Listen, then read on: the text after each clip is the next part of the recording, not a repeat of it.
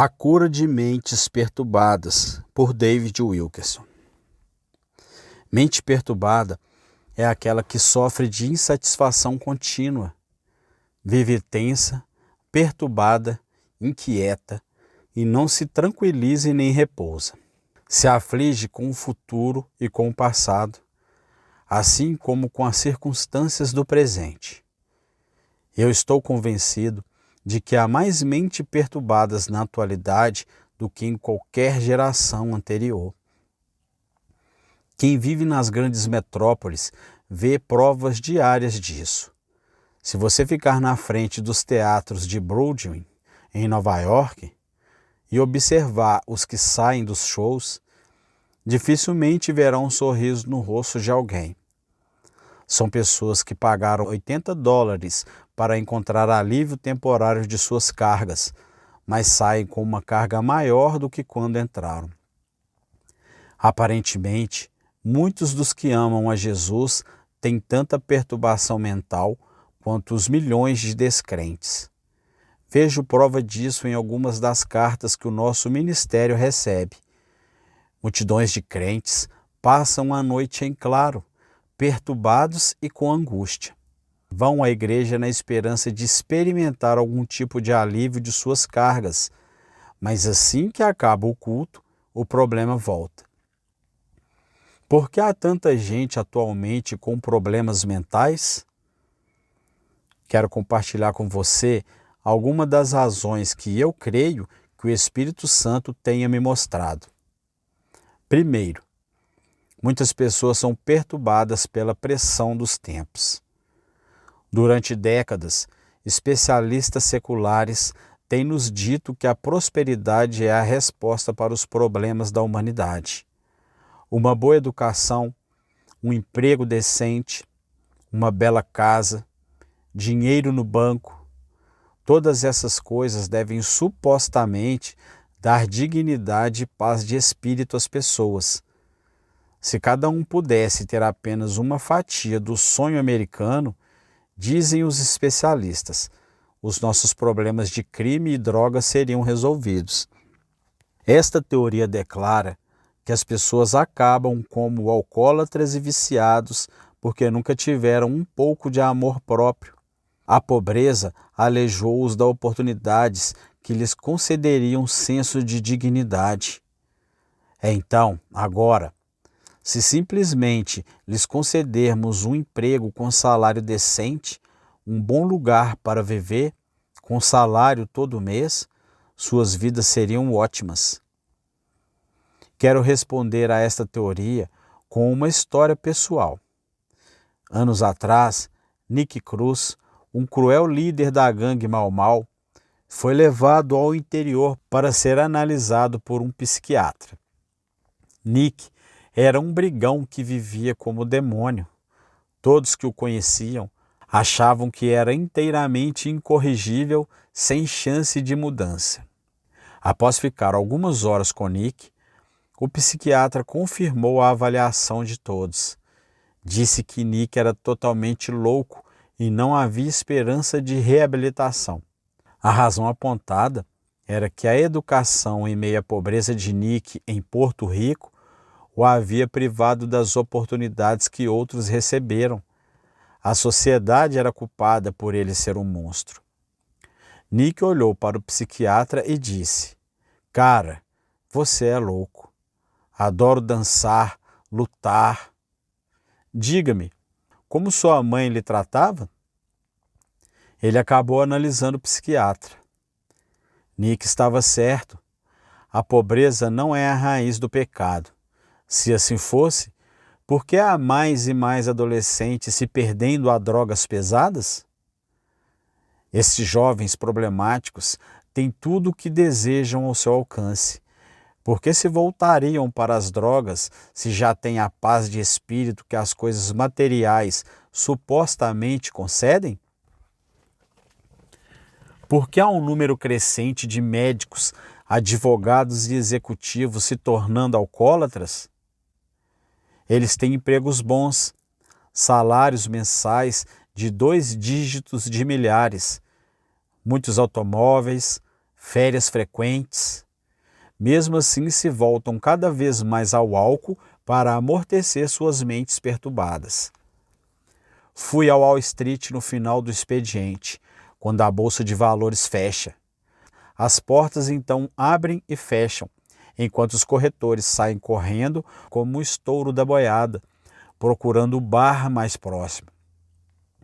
Eles se amontoam às dúzias nos barzinhos minúsculos de Wall Street para encher a cara, tentando afogar as emoções no álcool. Por que não estão felizes? Por que têm tantos problemas na cabeça?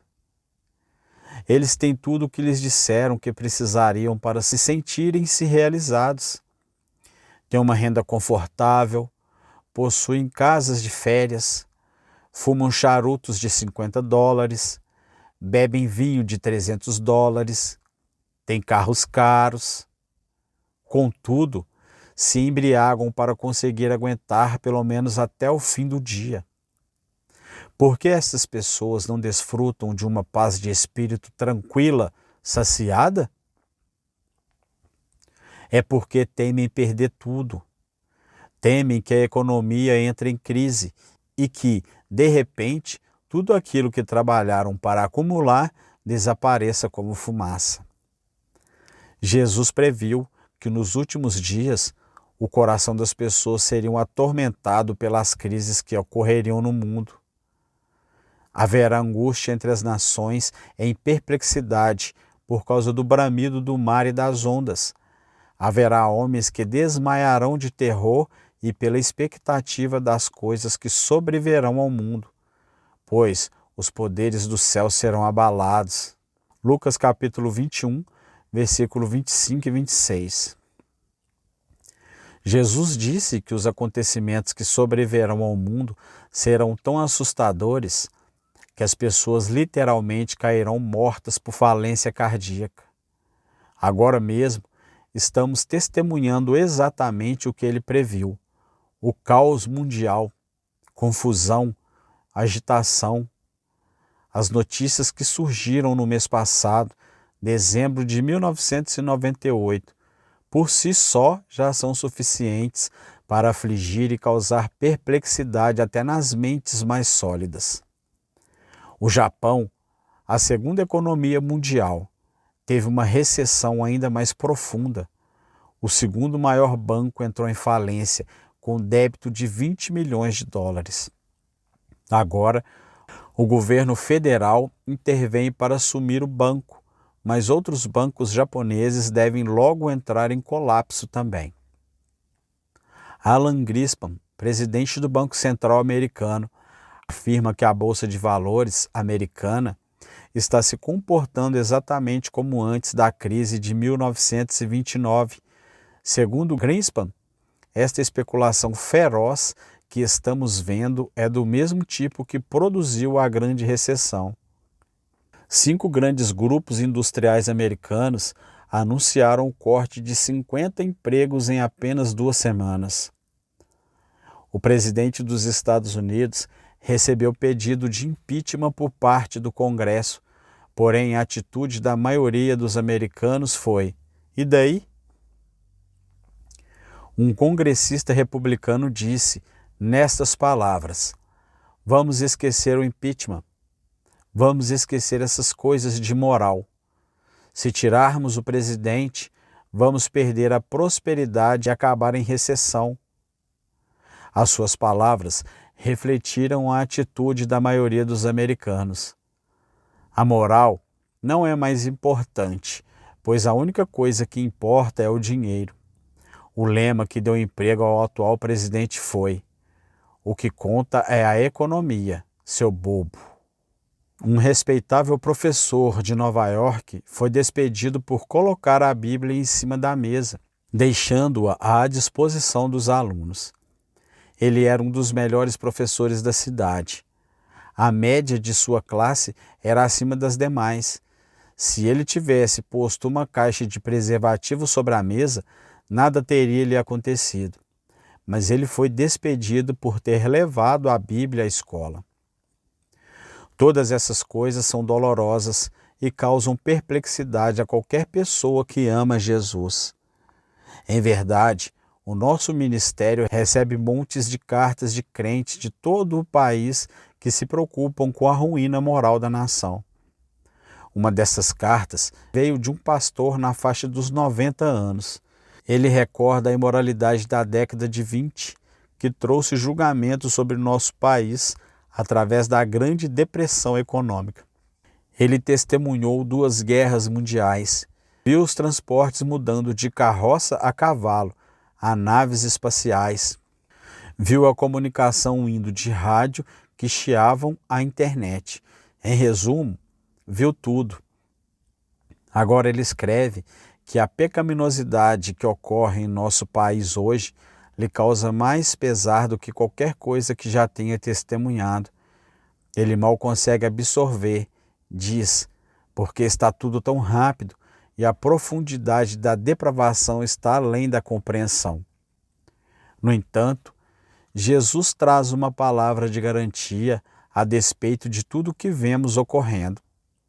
Ele ordena: vede, não vos assusteis, porque é necessário assim acontecer, mas ainda não é o fim. Mateus capítulo 24, versículo 6.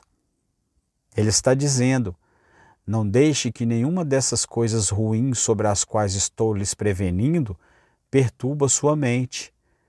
Muitos cristãos têm a mente perturbada por estarem perplexos com a sua pecaminosidade, com as suas fraquezas e com a sua falência moral. Há muitas vozes no mundo hoje analisando por que as pessoas estão perplexas e abaladas. Mas o resultado é nada mais que uma Babel de razões confusas.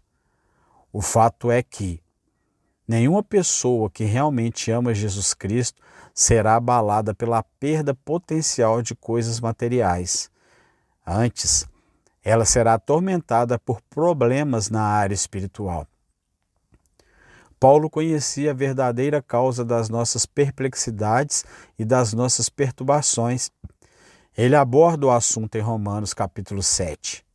Porque nem mesmo compreendendo o meu próprio modo de agir, pois não faço o que prefiro, e sim o que detesto. Porque não faço o bem que prefiro, mas o mal que não quero, esse faço. Romanos capítulo 7, versículo do 15 ao 19. O apóstolo está dizendo: exatamente aquilo que não quero fazer, eu acabo fazendo. Mas aquilo que eu quero muito fazer, em obediência a Deus, não me vejo fazendo. Aqui Paulo está falando de milhares de crentes sinceros. Eles estão perturbados, pois simplesmente não conseguem vencer o pecado. Querem fazer o certo, viverem santos e puros diante do Senhor, e odeiam o pecado que tão facilmente os tenta e interrompe sua comunhão com Cristo. Mesmo assim, continuam voltando para Ele. Acabam ficando angustiados, agitados, esgotados e gritam: ó, desventurado homem que eu sou! Eu não quero mais fazer isso, mas pareço muito frágil para resistir. Por que sou tão fraco? E até quando vou aguentar esta luta? Será que vou ficar a vida inteira chorando um mar de lágrimas, confessando e me arrependendo e depois voltando para o pecado? Pessoas assim que amam a Jesus não estão tão preocupadas com a crise econômica ou com a crise mundial, mas estão muito mais aflitos devido à sua queda espiritual da semana passada. Eles achavam que haviam dominado aquele pecado que os assediava, mas de repente ele volta sobre eles com força redobrada. Agora se entristecem por haverem ferido mais uma vez o Senhor e se preocupam, porque estou sempre caindo quando a única coisa que desejo é agradar a Jesus? Há como se medir com exatidão a espiritualidade. Creio que podemos conhecer o nosso verdadeiro estado espiritual pelo quanto ficamos atormentados diante de nosso mínimo pecado contra Deus. Alguns cristãos se entristecem só diante do que consideram pecados grandes: adultério, uso de drogas, bebida, palavrões. Mas a pessoa verdadeiramente espiritual sabe que nenhum pecado é pequeno à vista de Deus. E então, ela se angustia toda vez que faz uma fofoca, conta uma piada suja ou conserva um mau pensamento. Ela sabe que essas coisas brotam do seu coração, do âmago do seu ser. Você pode desobedecer a Deus nestas pequenas coisas, se justificar e esquecer tudo. Mas se o fizer, nunca terá amadurecimento em Cristo. A sua justiça é medida pelo desconforto que você tem em aceitar qualquer coisa que entristeça seu bendito Salvador. Há pouco tempo, disse algo não muito cristão à minha esposa. As minhas palavras para ela foram totalmente imprevisíveis e imediatamente recebi convicção da parte de Deus. Eu sabia que a havia ofendido, então é claro que pedi que me perdoasse e eu a abracei e lhe disse que a amava. Mas a minha cabeça continuava perturbada. Eu pensei: como fui capaz de fazer uma coisa assim tão fora do padrão de Cristo? Afinal, nunca me vi tão perto do Senhor. Nunca orei mais do que neste ano passado. Devo ser totalmente corrupto por permitir que algo tão grosseiro nasça do coração. E não fiquei só desapontado comigo mesmo. Eu fiquei perturbado, perplexo, agitado no espírito. Fui para o escritório e me prostrei diante do Senhor, invocando o sangue de Cristo para me purificar.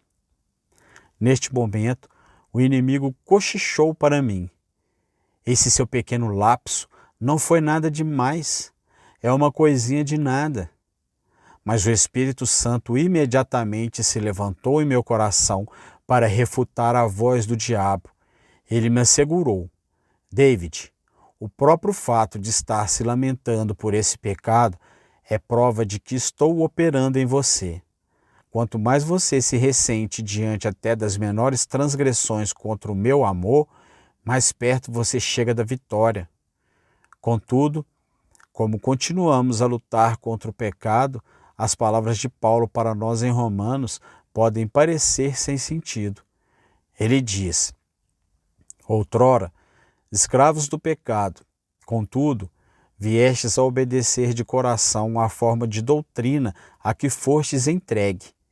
E, uma vez libertados do pecado, fostes feitos servos da justiça, transformados em servos de Deus, tendes o vosso fruto para a santificação e, por fim, a vida eterna, porque o salário do pecado é a morte.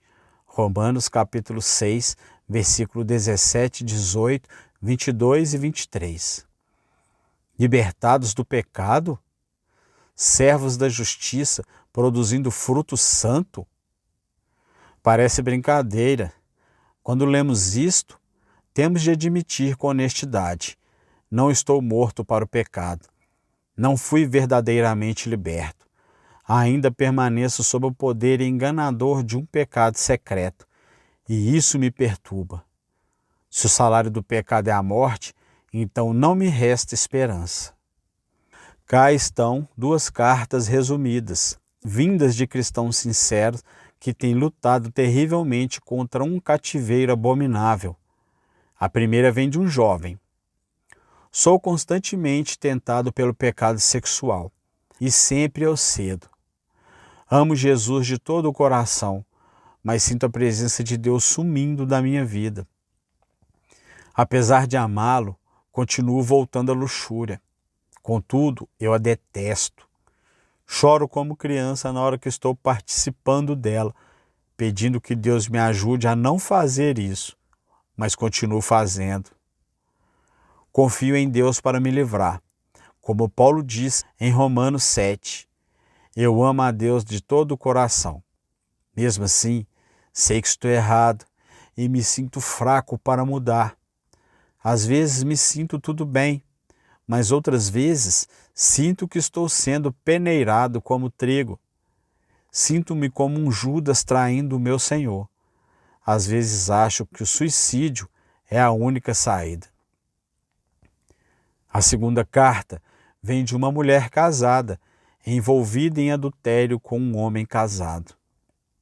Oro por libertação, por arrependimento, por poder. Eu prometo ser forte contra a tentação na próxima vez. Mas quando o vejo, meu amante, caio na mesma coisa de sempre. Durante anos vivi uma vida limpa, com moral. Nunca pensei que seria capaz de uma coisa destas. Mas agora me enfiei no inferno e não sei como parar. Quando leio suas cartas circulares, recebo convicção da parte de Deus. Oro e tento expulsar qualquer demônio que possa ter entrado por causa do pecado. Mas sinto-me amaldiçoada. A mente fica competindo com todos os versículos das Escrituras que falam contra o que estou fazendo. Sinto-me réproba. Estou cheia de culpa, de medo, de pânico, de nojo. Sinto-me tão só, separada e isolada de Deus. Recebemos muitas cartas como estas. São gritos pedindo ajuda, vindo de mentes perturbadas por um pecado que os assedia. Ainda assim, devo dizer a todos os que amam Jesus e que sofram este terror, este grito íntimo, incomodativo, esta luta na mente, é obra do Espírito Santo. Deus enviou-nos o seu Espírito para travar batalha contra a nossa carne e seus desejos e luxúrias. Assim, se você não sente-se perturbado quando cai, se você consegue deixar a coisa para lá, sem sentimento de culpa, de tristeza ou pesar, então o Espírito Santo não está em luta dentro de você. Contudo, se você está recebendo convicção da parte de Deus, até mesmo diante das mais leves transgressões, você está perto da verdadeira vitória. Ele está vencendo a batalha em seu coração, produzindo uma tristeza piedosa que leva ao verdadeiro arrependimento. Terceiro, Deus providenciou um antídoto em favor da cura de mentes perturbadas. Há uma vitória à nossa disposição contra todas essas coisas que atrapalham nossas mentes. Está embutida em uma aliança que Deus fez há muitos anos atrás com Abraão e seus descendentes, para nos libertar dos nossos inimigos e da mão de todos os que nos odeiam, para usar de misericórdia com os nossos pais e lembrar-se da sua santa aliança e do juramento que fez a Abraão, o nosso pai, de conceder-nos que, livres da mão de inimigos, o adorássemos sem temor, em santidade e justiça perante ele, todos os nossos dias. Lucas capítulo 1, versículos 71 a 75. O pacto de Deus com Abraão e seus filhos é claríssimo. Ele nos livrará de todos os nossos inimigos, para que vivamos sem temor, perturbações e em descanso todos os dias de nossa vida. Amado, esta aliança se aplica a cada um de nós que vivemos hoje. Segundo Paulo, todos os que recebem Cristo como Senhor pela fé são da semente de Abraão. Estes filhos de Deus não são propriamente os da carne, mas devem ser considerados como descendência somente os filhos da promessa. Romanos capítulo 9, versículo 8. Sabeis, pois, que os da fé é que são filhos de Abraão. Gálatas capítulo 3, versículo 7. Então, como podemos reivindicar esta promessa de aliança? Abraão fez uma pergunta semelhante ao Senhor, quando não ouviu resolução para o seu dilema. Ele pergunta: o que me darás, Senhor, vendo que não tenho um filho? Eis a resposta de Deus: eu sou o teu escudo, o teu grandíssimo galardão. Gênesis capítulo 15, versículo 1. O Senhor lhe disse: Abraão, vou lhe dar a mim mesmo, e só. Eu serei o seu defensor e o seu grande galardão, pois eu sou quem eu sou. Você jamais precisará ter medo de qualquer inimigo enquanto viver, porque lhe serei Deus. O plano de Deus para nós sempre foi simples. Ele diz: você não tem de ter medo de nenhum poder que se levanta contra si. Eu vou agir como seu defensor todas as vezes. Se simplesmente confiar em minhas promessas, lançando-se aos meus cuidados pela fé, serei Deus Todo-Poderoso para você. Conquistarei todos os teus inimigos e os derrubarei à sua frente.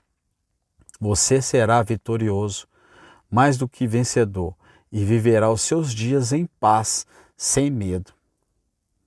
Eu lhe pergunto, você está vivendo seus dias sem medo, em paz de espírito, com a mente descansada? A maioria de nós não vive sequer um minuto desse jeito. Entramos e saímos dos nossos momentos de paz, mas não ingressamos inteiramente no descanso de Deus.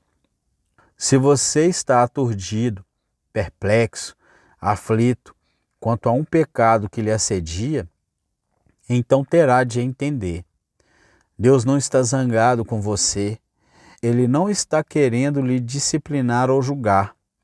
Pelo contrário, ele anseia por lhe infundir o poder que tudo pode.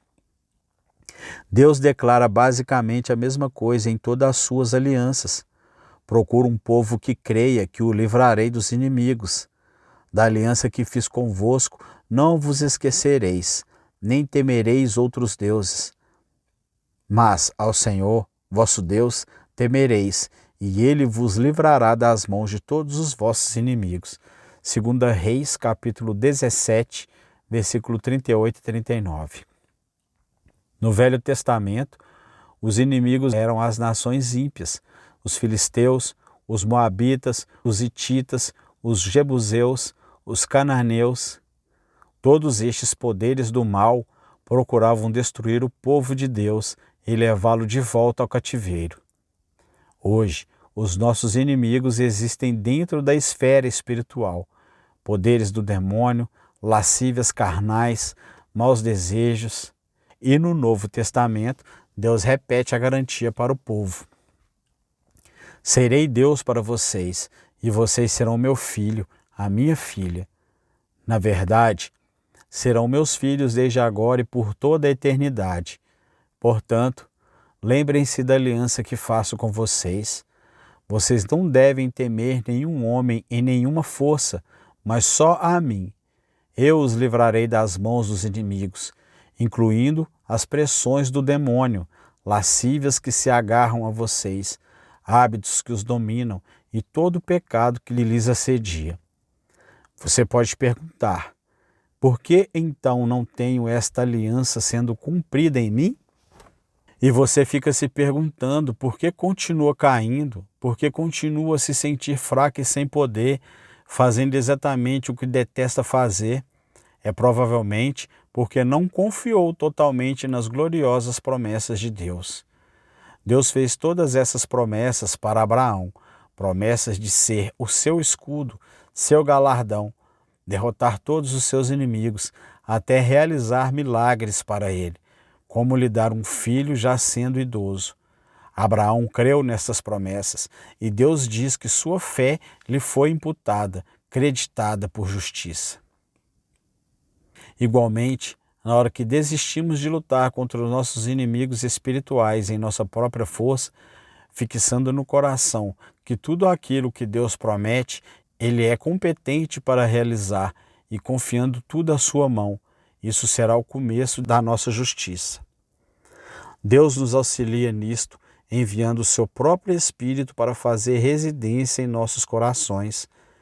O Espírito Santo é o poder de Deus, e este poder declara guerra contra todo poder demoníaco. O Espírito milita, luta contra a carne. Gálatas capítulo 5, versículo 17. O Espírito declara, é aqui que eu moro agora, diabo. Fiz o meu quartel-general aqui e estou erguendo o estandarte do Deus Todo-Poderoso. Você não manda mais aqui. E a sua briga não é mais com o meu filho agora é comigo. Eu vou lhe perseguir, frustrar o seu esquema e combatê-lo em todas as frontes. Este meu filho é agora templo do Espírito Santo. Andar no Espírito não é complicado. É simplesmente crer no que Deus disse. Andai no Espírito e jamais satisfareis as concupiscências da carne. Verso 16. Simplificando, confie no Espírito Santo. Creia na garantia de assumir a sua causa. Ande no poder da promessa que ele fez de combater por você. A palavra de Deus nos dá uma sólida promessa que é tiro e queda para todas as angústias da mente. Então, aspergirei água pura sobre você e ficareis purificado. De todas as vossas imundícies e de todos os vossos ídolos vos purificareis. Dar-vos-ei coração novo e porei dentro de vós espírito novo.